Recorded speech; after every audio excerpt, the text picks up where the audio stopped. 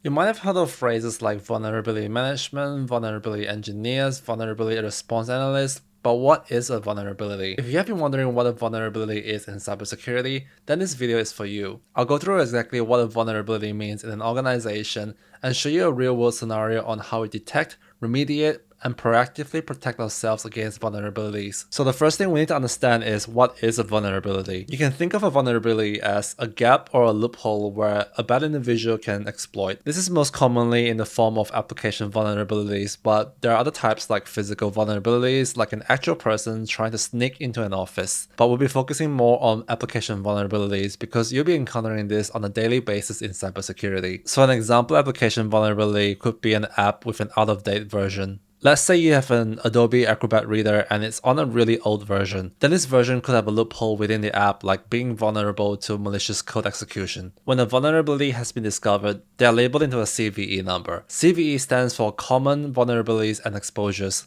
So an example could be CVE 2024-20765, which represents an Adobe Acrobat Reader vulnerability. The CVE number means it was published in 2024, followed by a unique number. The CVE number provides details on the vulnerability such as the affected version and operating systems. Now that we've established what a vulnerability is, let's understand why this is so important. We need to revisit CVE 2021-44228.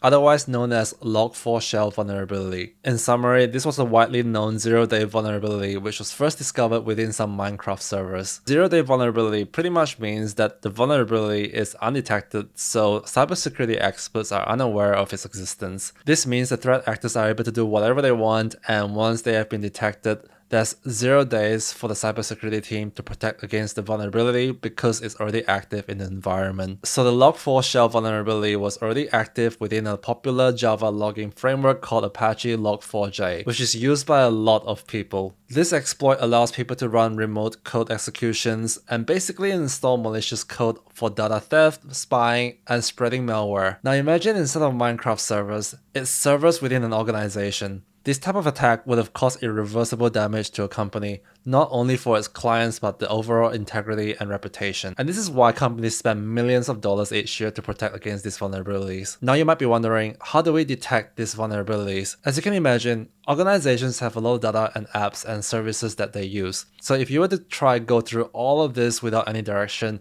this would be like trying to find a needle in an ocean.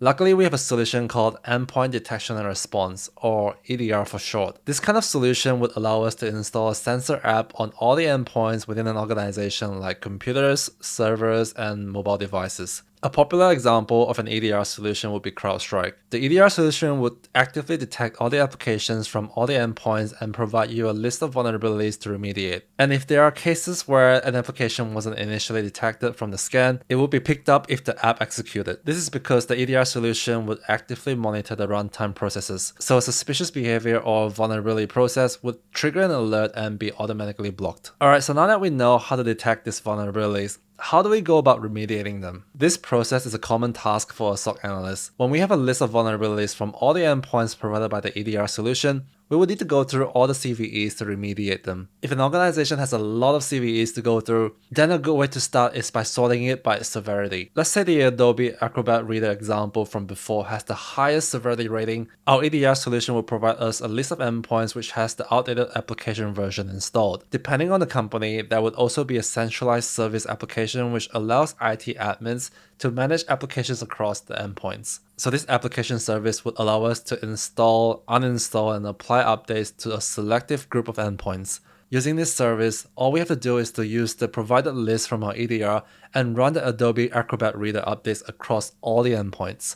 That's it. But you might be thinking, is it really that straightforward? Well, unfortunately, it's not that straightforward. Applying the fix is easy, but we need to understand the impacts that might occur if we push the update. For example, there could be legacy applications or code that's using the outdated version. This is often the most time-consuming and difficult part of the job. If there's no proper documentation, then it'll be a tedious task to go through and find all the application owners, get them to identify all the affected resources, schedule a change request, apply all the updates, schedule a test window, and confirm with the owners that nothing's broken. This is all on top of whatever work those application owners have on their plate. So an easy, straightforward one-day task for us could result in a couple of weeks of continuously chasing up on people. So this leads on to how we can proactively protect ourselves against the vulnerabilities. Although the EDR solution is mostly reliable, it's not bulletproof. There are times where the sensor would miss some detections, which would eventually lead to a bigger vulnerability. This is where threat hunting comes in. Using a threat intel feed, we can search our environment for known vulnerabilities like hashes, domains, IP addresses, and CVE numbers.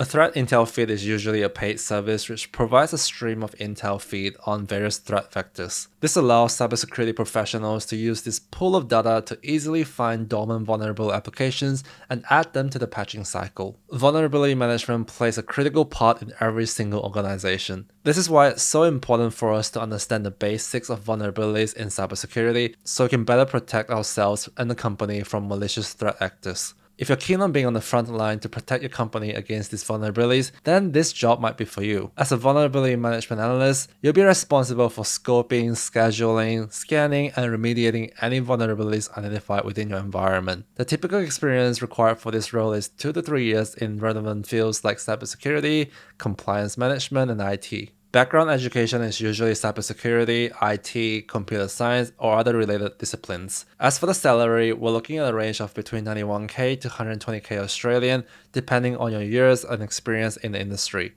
This salary range kind of lines up with a SOC analyst, so I guess you can kind of freely choose between the pathways without worrying much about the salary difference. Hope you guys found this video insightful. Like always, leave a comment down below for any other videos you would like me to make. Thanks for watching.